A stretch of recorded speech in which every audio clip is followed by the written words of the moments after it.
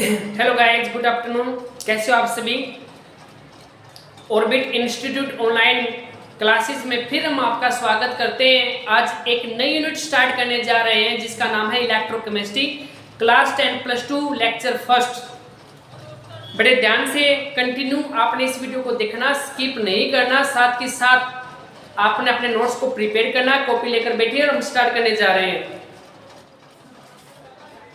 देखो क्या होता है इलेक्ट्रोकेमिस्ट्री। इलेक्ट्रो का मतलब क्या होता है? इलेक्ट्रिसिटी।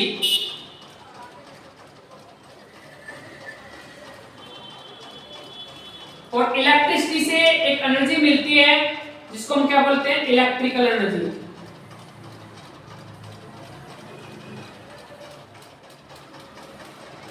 Electrical energy. केमिस्ट्री का मतलब क्या है?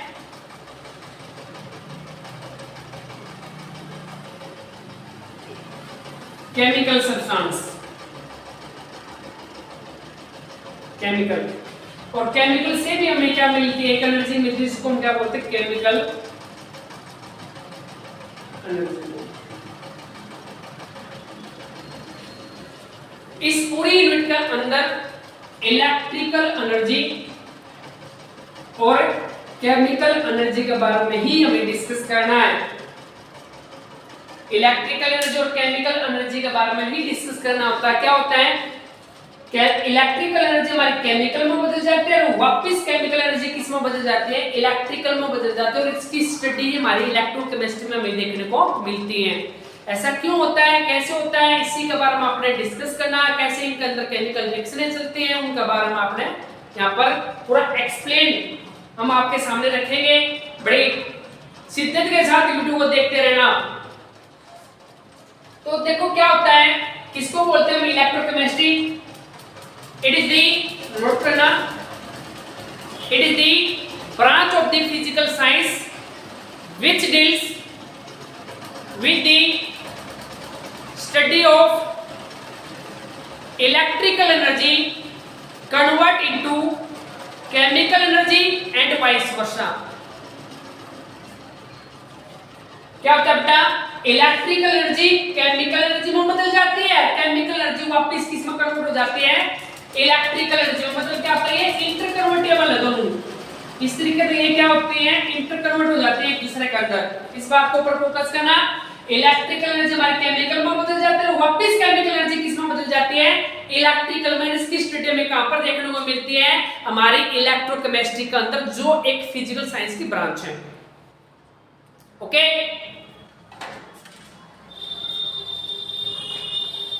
तो देखो इसका जनरलाइज एग्जांपल आपको पता है, हमारे घर में जो बैटरी होती है उसके अंदर ऐसा ही सिस्टम देखने को मिलता है। हमारा इलेक्ट्रिसिटी आती है, उससे इलेक्ट्रिकल एनर्जी मिलती है, बैटरी के भीतर केमिकल होता है, केमिकल में जाकर स्टोर हो जाती है। जब भी हमें वापस इलेक्ट्रिसिटी की आवश्यकता पड़ती है तो हमारा जो केमिकल्स का अंदर जो केमिकल एनर्जी स्टोर हुई है वो वापस इलेक्ट्रिकल की फॉर्म में हमें मिलती है। ये चीज हम देखते हैं, उनके अंदर ही इस चीज का डिस्कशन देखने को मिलता है। एप्लीकेशन पार्ट में मैं आपको बताऊंगा इलेक्ट्रोकेमिस्ट्री का क्या क्या इंपॉर्टेंट रोल रहता है। तो ये चीज क्लियर होगी बेटा। इलेक्ट्रोकेमिस्ट्री किसको बोलते हैं गाइस?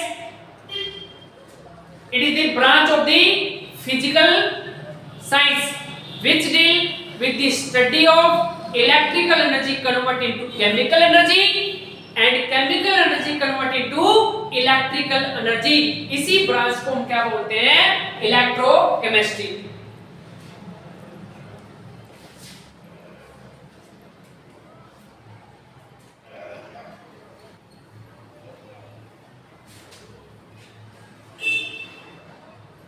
इस यूनिट के अंदर हमारे दो साइंटिस्ट हैं जिसका काफी इंपॉर्टेंट रोल रहा है इलेक्ट्रोकेमिस्ट्री के अंदर।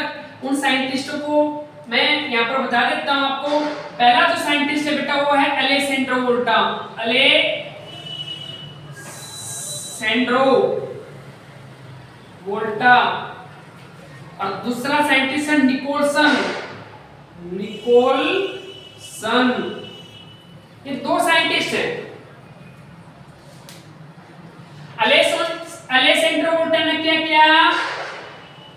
इस साइंटिस्ट ने 1793 के अंदर हमें ये बता दिया कि कोई भी दो मेटल की शीट के बीच में यदि मोस्टन्स पेपर रख दिया जाए, कोई गिल्ला पेपर रख दिया जाए, कोई मोस्टन्स पेपर रख दिया जाए तो मेटल की शीट के बीच में, तो वहां से इलेक्ट्रिसिटी को प्रोड्यूस किया जा सकता है, वहां से क्या बनाई जा सकती है, इलेक्ट्रिसिटी डेवलप की जा सकती है। फर्स्ट टाइम साइंटिस्ट ने ये बताया यदि दो मेटल की शीट ले लेते हैं आप, उनके बीच में एक मोस्टन पेपर रख देते हैं तो वहां से इलेक्ट्रिसिटी को जनरेट किया जा सकता है। फर्स्ट टाइम इस साइंटिस्ट ने ये बताया था। और निकोलसन का क्या इंपॉर्टेंट रोल रहा है, निकोलसन नाम के साइंटिस्ट ने बेटा 1800 सेंचुरी में 1800 में क्या देखने को मिला, इसने बताया यदि H2O का अंदर इलेक्ट्रिसिटी को पास करवा दिया जाए, यदि पानी का अंदर इलेक्ट्रिसिटी को पास करवा दें तो यो H2 प्लस में O2 के अंदर जाकर डिकम्पोज हो जाता है। मतलब इलेक्ट्रिक करंट देने से हम पानी के मॉलिक्यूल को डिकम्पोज कर सकते हैं, तोड़ सकते हैं, और हाइड्रोजन और ऑक्सीजन की गैस की फॉर्म में। इसी से हमें आइडिया आया था कि यहाँ पर जो ये एनर्जी काम कर रही है, वहां पर दो इंपॉर्टेंट एनर्जी का रोल था बेटा, एक इलेक्ट्रिकल का और दूसरा क्या था, केमिकल एनर्जी का। इन्हीं के बारे में हमें डिस्कस करना। तो सेकंड टॉपिक है हेडिंग लॉ। ये हमारे साइंटिस्ट हैं, एक माइकल फैराडे है, बाद में हम उसका भी डिस्कस करेंगे।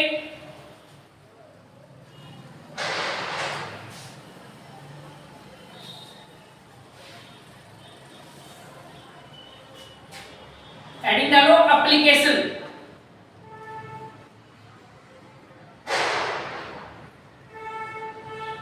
एप्लीकेशन ऑफ ए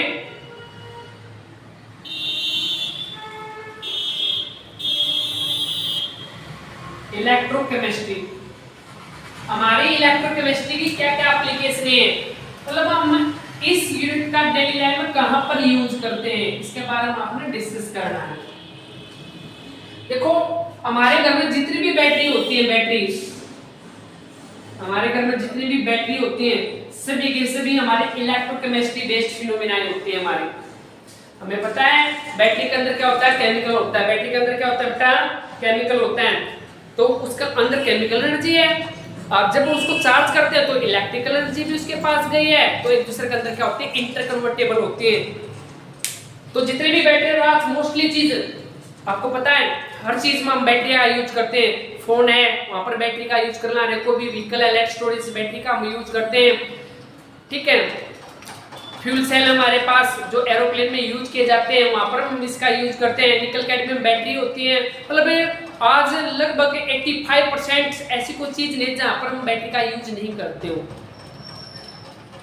तो सब कुछ इलेक्ट्रोकेमिस्ट्री ही बेस्ड होते हैं। आपको पता होता है हमारी जो ब्रेन्स होते हैं वहां पर भी इलेक्ट्रिकल से इंपल्स जनरेट होते हैं, वहां पर भी केमिकल एनर्जी इलेक्ट्रिकल में बदलते हैं और वापस केमिकल क्या होते हैं, इलेक्ट्रिकल में बदलते हैं। मैं आपको एक एग्जांपल देता हूं बेटा, अपनी बॉडी के अंदर भी ऐसी चीज हमें देखने को मिलती है। कैसे, मान लेते हैं हमारे पास ये ब्रेन है, इसको मैंने ब्रेन मान लिया, वुमेन्स ब्रेन मैंने इसको मान लिया। वुमेन्स ब्रेन के साथ क्या होता है, हमारी जो नर्वस सेल्स होती है ना, तंत्रिका कोशिका इस टाइप की जो सेल्स होते हैं उनके साथ कनेक्ट होती है, और इनके बीच में क्या होता है, केमिकल भरा हुआ होता है। क्या भरा होता है, इनके अंदर केमिकल भरा होता है। फिर दूसरी नर्वस सेल्स होती है हमारे यहाँ पास, है ना। तो यहाँ से क्या था, इलेक्ट्रिकल्स, यहाँ से इलेक्ट्रिकल्स जनरेट होती है जो केमिकल एनर्जी में आते हैं, वो वापस केमिकल का अंदर यहाँ पर इलेक्ट्रिकल एनर्जी जनरेट होती है जो केमिकल में बदल जाते हैं, वापस जो केमिकल एनर्जी किसमें कन्वर्ट कर देता है, इलेक्ट्रिकल एनर्जी में। इस तरीके से information point two point generate होती रहती है हमारी लाइफ के अंदर भी। वहां पर भी हमारी केमिस्ट्री का काफी इंपॉर्टेंट रोल रहता है। दूसरा इंपॉर्टेंट रोल क्या है,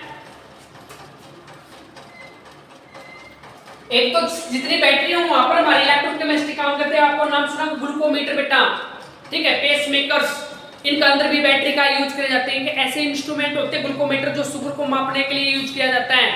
उसके अंदर एक सेल डलता है और वो सेल किसके ऊपर बेस्ड काम करता है, हमारी इलेक्ट्रोकेमिस्ट्री के ऊपर ही बेस्ड काम करता है। दूसरा एप्लीकेशन पार्ट क्या रहा है, रस्टिंग ऑफ आयरन। दूसरा क्या है, rusting of iron. Rusting of iron, लोहे को जंग लगना, हमारी इलेक्ट्रोकेमिस्ट्री के ऊपर ही बेस्ड फिनोमिना होती है। आपको पता नहीं है, आज किसी वार से इतने नुकसान किसी देश को नहीं होता जितना रस्टिंग ऑफ आयरन से हो रहा है। मतलब ये रस्टिंग ऑफ आयरन काफी बड़ी बिगेस्ट प्रॉब्लम बनती जा रही है। और ये काम किस बेस के ऊपर काम करती है हमारी इलेक्ट्रोकेमिस्ट्री। लास्ट टॉपिक हमारे ये रहेगा कोरोजन के बारे में, उसके बारे में मैं पूरी डिटेल लेक्चर के एंड में आपको दूंगा, कैसे कैसे रस्टिंग ऑफ आयरन एक इलेक्ट्रिकल फिनोमेना होती है, कैसे वो काम करते हैं, उसके बारे में पूरा डिस्कशन मैं यहाँ पर करूँगा बेटा। तो काफी लाइफ के अंदर आपको पता है इलेक्ट्रिकल डॉट्स होते हैं, मतलब सभी एग्जाम यहाँ पर हम इलेक्ट्रोकेमिस्ट्री ही देखने को मिलती है। तो नेक्स्ट जो टॉपिक है हमारा वो है कुछ बेसिक डेफिनेशन है। इलेक्ट्रोकेमिस्ट्री को समझने से पहले कुछ बेसिक डेफिनेशन हमें समझनी पड़ेगी। कुछ बेसिक डेफिनेशन आपने समझनी है। यहाँ पर मैं हेडिंग डाल देता हूँ बेसिक डेफिनेशन।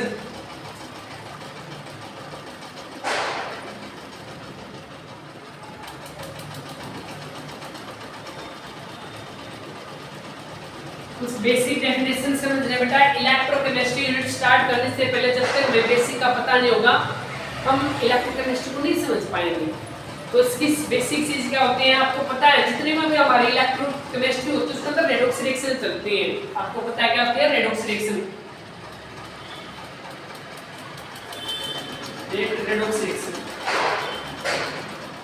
क्या होती है हमारे रेडॉक्स रिएक्शन? आपने 10+1 में 8th यूनिट में इसका डिस्कशन भी किया है कि हमारे रेडॉक्स रिएक्शन किसको बोलते हैं। Mostly chemical reaction redox reaction ही होती है हमारी, कुछ न्यूक्लियर रिएक्शन आने छोड़ के, है ना।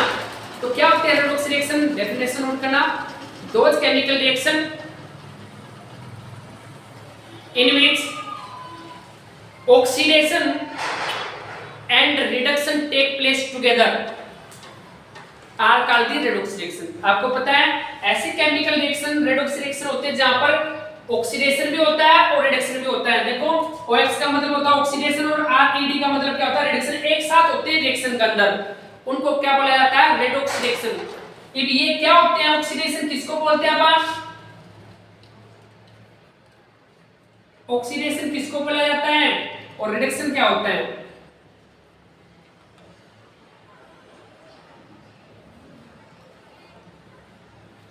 देखो ऑक्सीडेशन को समझने के लिए काफी डेफिनेशन हमारे पास है। कुछ बेसिक डेफिनेशन दी गई थी, कुछ आज मॉडर्न टाइप की डेफिनेशन हमारे पास है। ऑक्सीडेशन हमें कैसे पता चलता है कि किसी भी केमिकल रिएक्शन किसी एलिमेंट या किसी भी एटम का किस तरीके का ऑक्सीडेशन होता है, रिडक्शन कैसे होता है, हमें पता किस चीज का करता है। एक बात हमेशा ध्यान रखना बेटा, जिस चीज का ऑक्सीडेशन होता है उसको रिड्यूसिंग एजेंट बोलते हैं। क्या बोला जाता है उसको? रिड्यूसिंग एजेंट, ये बात ध्यान रखना। और जिसका रिडक्शन होता है उसको क्या बोला जाता है? Oxidising agent. उसको क्या बोलते हैं अपन? ऑक्सीडाइजिंग एजेंट, यह बात ध्यान रखना। जिसका ऑक्सीडेशन होता है उसको रिड्यूसिंग एजेंट बोलते हैं अपन, और जिसका रिडक्शन होता है उसको ऑक्सीडाइजिंग एजेंट के नाम से जानते हैं। तो क्या होता है हमारा ऑक्सीडेशन? ऑक्सीडेशन किसको बोला गया है? अलग अलग डेफिनेशन है। फर्स्ट जो बेसिक डेफिनेशन बताई गई थी बेटा ऑक्सीडेशन के बारे में, वो क्या बताया था? Addition of oxygen, addition of A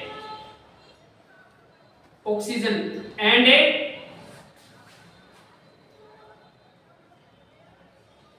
removal of a hydrogen.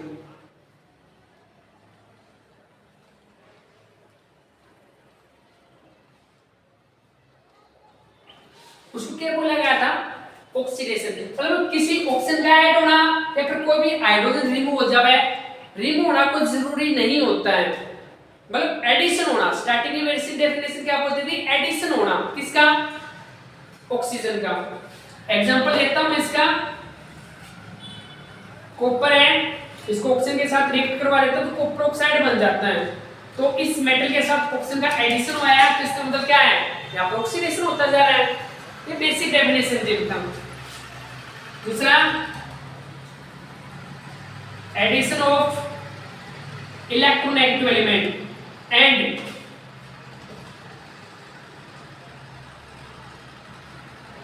Removal of ए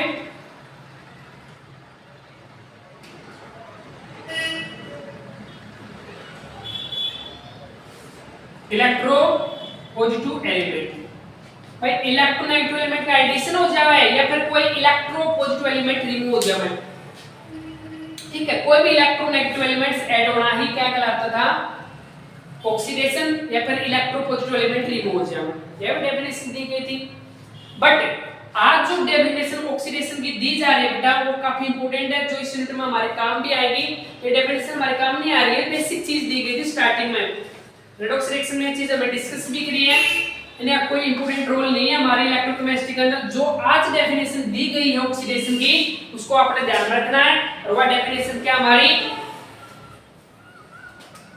क्या होता है ऑक्सीडेशन में, loose of electron,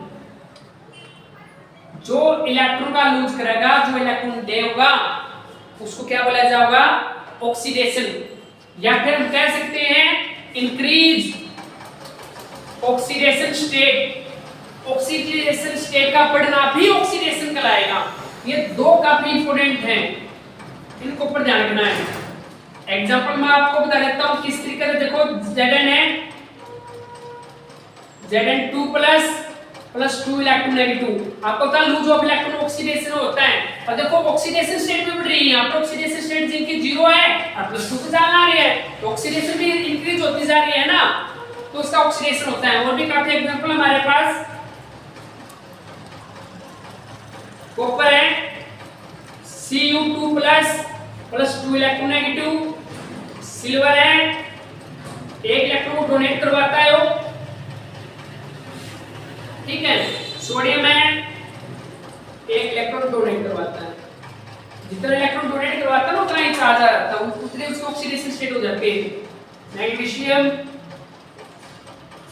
Mg2 positive plus में 2 इलेक्ट्रॉन नेगेटिव, इसको क्या बोला जाता है बेटा, ऑक्सीडेशन। ऑक्सीडेशन की मेन डेफिनेशन क्या होता है, लूज ऑफ द इलेक्ट्रॉन्स, या फिर आप एक बार मैं रिपीट कर देता हूं, tendency of any atoms to lose the electrons are called the oxidation. Tendency of any atom, किसी भी एटम की tendency to lose the electron, जो इलेक्ट्रॉन को लूज करता है उसको हम क्या बोलते हैं, ऑक्सीडेशन बोलते हैं। एक बार फिर देखना, नोट करना डेफिनेशन को, tendency of any atoms to lose their electrons are called the oxidation, या फिर tendency of any atoms to increase their oxidation state, वो भी क्या कहलाता है, उसकी ऑक्सीडेशन कहलाता है।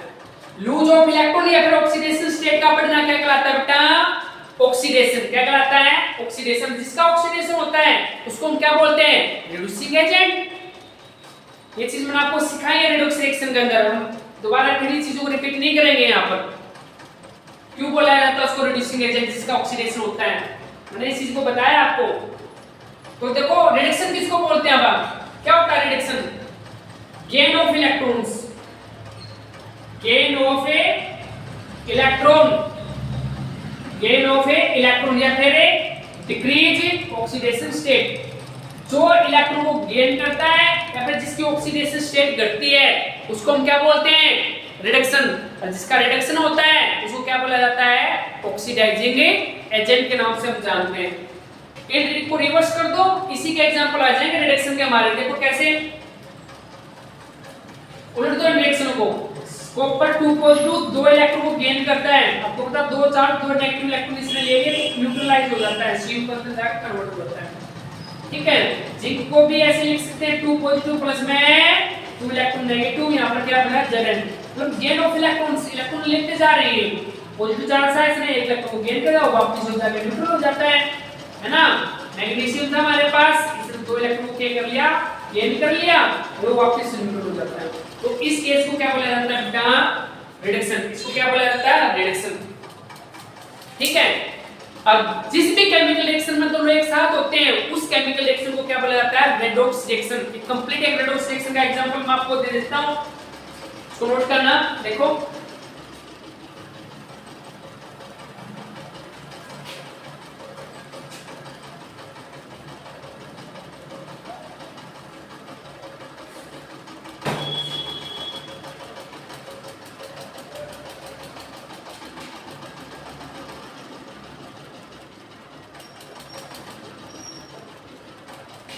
मैंने यहाँ पर जिंक ले लिया, जिंक अपने 2 इलेक्ट्रॉन्स को लूज करता है, Zn2 positive plus 2 electron negative,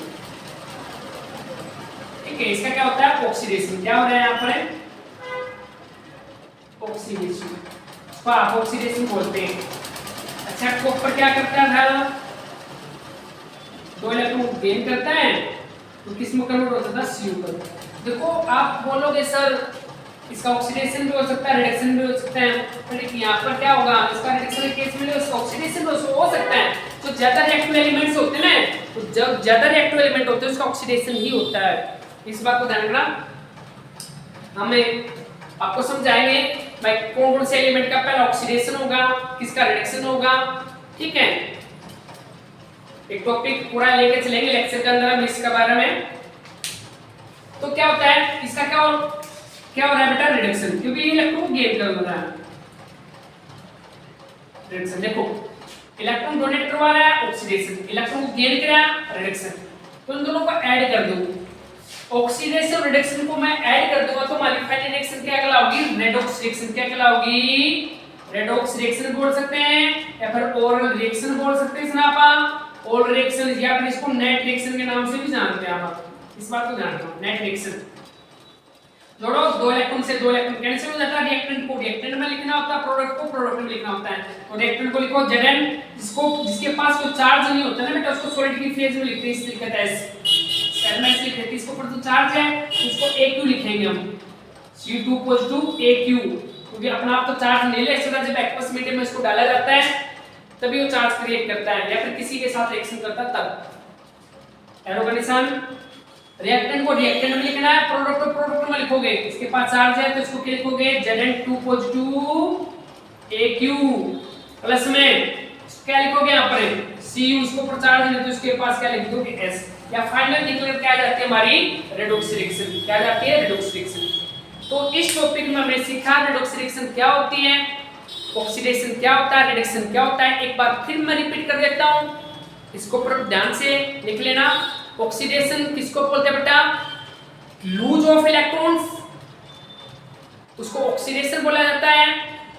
मतलब tendency of any atoms to lose their electrons are called the oxidation, या फिर जिसकी ऑक्सीडेशन स्टेट बढ़ जाती है उसका ऑक्सीडेशन ही बोलते हैं ना। रिडक्शन किसको बोलते हैं, tendency of any atoms to gain the electrons या फिर डिक्रीज द ऑक्सीडेशन स्टेट। उनके एग्जांपल यहां पर लिख दिए गए हैं। और जहां पर ऑक्सीडेशन रिडक्शन एक साथ होता है उस केमिकल रिएक्शन को हम क्या बोलते हैं, रेडॉक्स रिएक्शन। उसको क्या बोला जाता है, रेडॉक्स रिएक्शन। रेडॉक्स रिएक्शन का फाइनल एग्जांपल मैंने यहां पर नीचे लिख दिया गया है, इसको नोट कर लेना।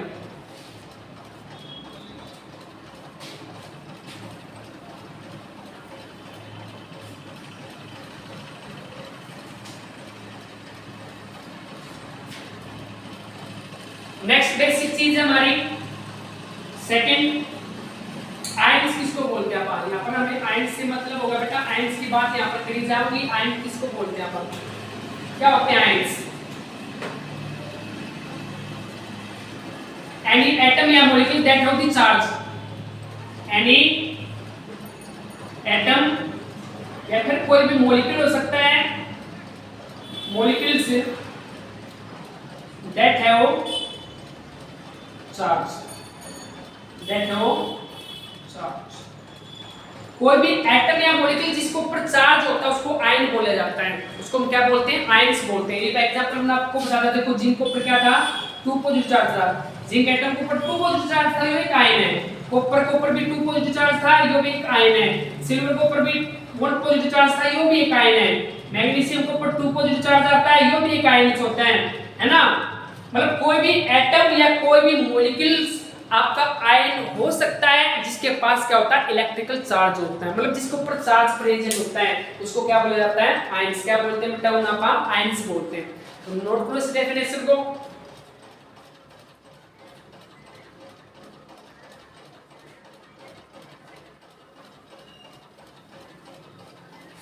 तीसरी इंपॉर्टेंट डेफिनेशन होती है इलेक्ट्रोलाइटिक सॉल्यूशन क्या होता है।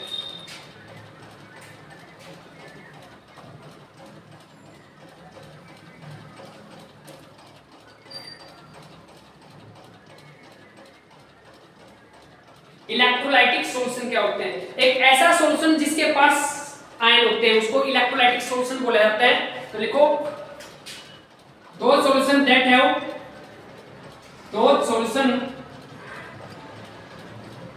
दैट हैव आयंस, तो एक ऐसा सॉल्यूशन जिसके पास आयन होते हैं, जिसके पास आयन होते हैं बेटा, वो क्या कहलाएंगे? इलेक्ट्रोलाइटिक सॉल्यूशन बोलते हैं। एग्जांपल इलेक्ट्रोलाइटिक सॉल्यूशन है, काफी हमारे पास इलेक्ट्रोलाइट है, आपको पता है एसिड, बेस, सॉल्ट, ये सारे क्या होते हैं हमारे? इलेक्ट्रोलाइट ही तो होते हैं, इनके पास आयन होते हैं। फॉर एग्जांपल एसिड का एग्जांपल मैं देता हूं HCl, H2SO4, HNO3, ठीक है, H2CO3 एक्सेट्रा, ये सारे क्या होते हैं? एसिड होते हैं हमारे पास। बेस का एग्जांपल दे देता हूं KOH, NaOH, CaOH twice, KOH, NOH, COH twice, ये हमारे कुछ बेस होते हैं। सॉल्ट के एग्जांपल देता हूं NaCl, आपको पता है, MgCl2 एक्सेट्रा, ये हमारे क्या होते हैं? सॉल्ट होते हैं। देखो जब भी वो डिकम्पोज होगा, टूटेगा बेटा, H पॉजिटिव Cl नेगेटिव देगा, यो K पॉजिटिव OH नेगेटिव देगा, यो Na पॉजिटिव Cl नेगेटिव देगा, तो इनके पास आयन है ना? जिसके पास भी, मतलब जिस सॉल्यूशन के पास भी आयन होंगे उसको इलेक्ट्रोलाइटिक सॉल्यूशन के नाम से हम जानते हैं। इस बात को ऊपर ध्यान देना।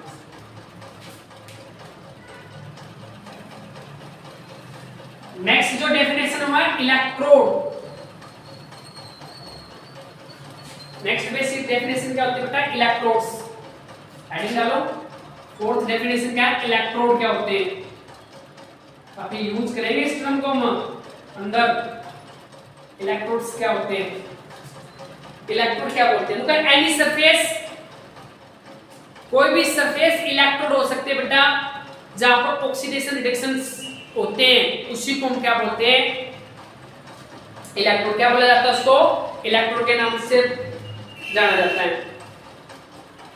The surface at which oxidation and reduction take place together, तो किसको बोलते हैं भाई electrode? The surface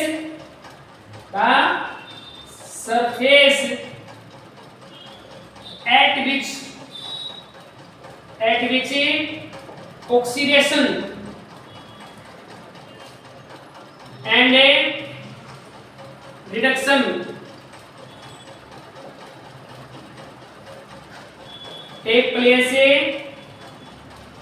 take place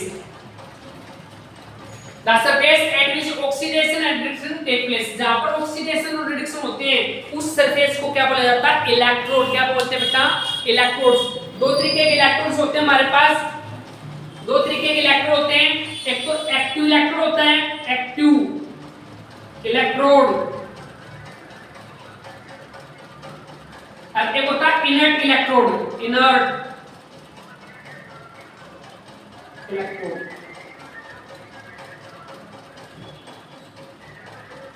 एक इनर्ट इलेक्ट्रोड होता है। हाँ, बैटरी के नेगेटिव पॉजिटिव सिंबल होते हैं, आपको पता है रिप्रेजेंटेशन करते हैं हम। एक बात बता देता हूं मैं, यहाँ पर ध्यान रखना बेटा, क्योंकि इसको स्टार्ट करने से पहले आपको बेसिक चीज का नॉलेज होना बहुत जरूरी है, तभी आएगी समझ में आएगी, नहीं तो नहीं आएगी।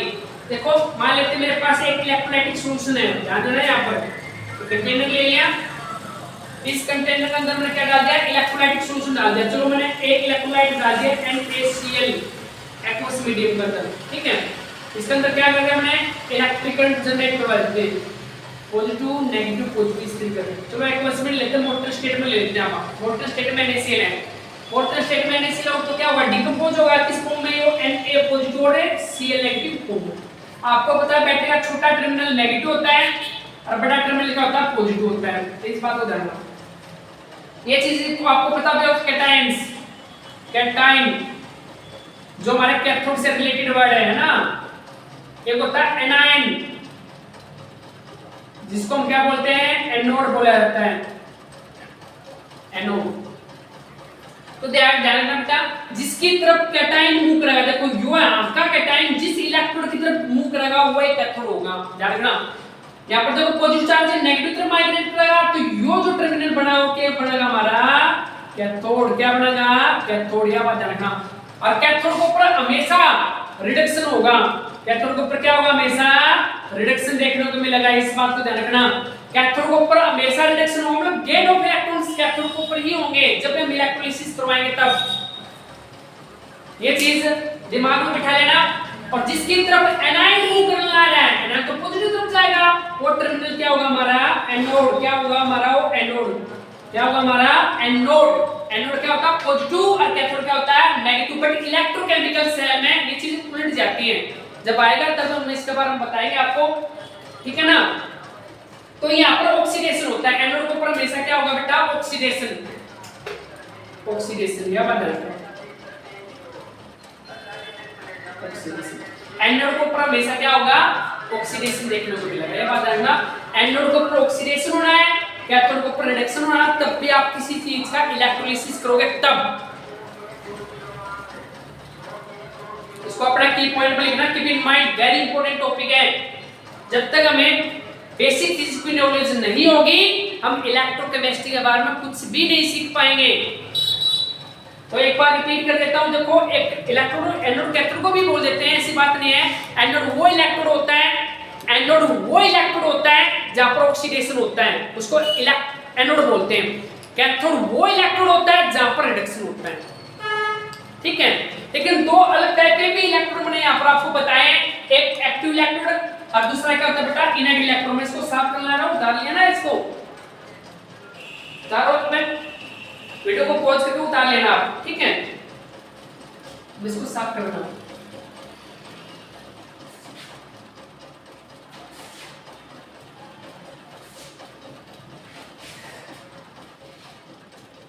क्या बताया मैंने आपको इलेक्ट्रोड, एक तो एक्टिव इलेक्ट्रोड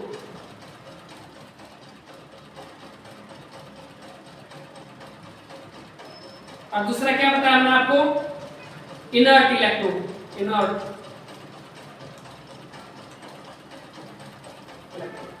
देखो क्या होते हैं एक्टिव इलेक्ट्रोड, वो इलेक्ट्रोड होते हैं जो खुद ही रिएक्शन में पार्टिसिपेट करना शुरू कर देते हैं, उसको इनएक्टिव इलेक्ट्रोड बोलते हैं हम। मतलब ऐसे इलेक्ट्रोड जो रिएक्शन में ही पार्टिसिपेट कर जाते हैं उसको क्या बोला जाता है active electrode. Those electrode which take part in the chemical reaction. तो क्या होते हैं ऐसे इलेक्ट्रोड जो केमिकल रिएक्शन में ही पार्टिसिपेट करना शुरू कर देते हैं, which take part in chemical reaction. तो क्या होगा दोज इलेक्ट्रोड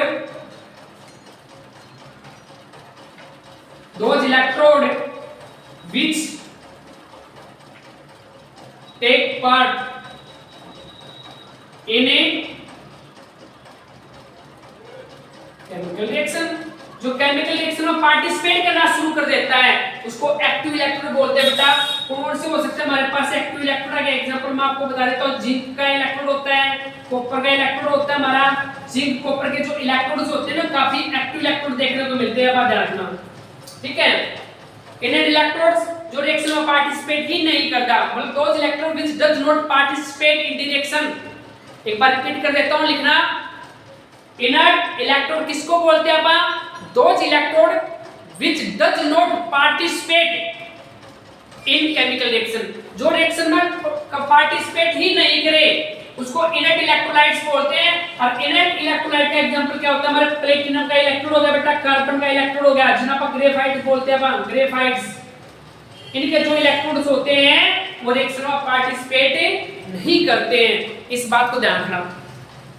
क्लियर, ये बात समझ में आई आपको, इस बात को ऊपर ध्यान रखना बेटा। आज कुछ 4 बेसिक डेफिनेशन मैं आपको समझाई है। ऑक्सीडेशन क्या होता है, रिडक्शन क्या होता है, रिडक्शन रिएक्शन किसको बोलते हैं, आयंस किसको बोलते हैं, इलेक्ट्रोलाइटिक सॉल्यूशन किसको बोला जाता है, इलेक्ट्रोड कितने टाइप का होता है, ये चीज मैंने आपको रिपीट करी है, ठीक है। घर पर जाके एक बार और रिवीजन करना इनके बारे में, कॉपी पेन के साथ लिखते देखना इन चीजों को, तभी याद हो रह पाएंगे। मैं जब तक बेसिक क्लियर नहीं होगा हम इलेक्ट्रोकेमिस्ट्री को नहीं सीख पाएंगे। आज के लिए इतना ही काफी है। Thank you till then guys, जय हिंद, जय भारत, वंदे मातरम।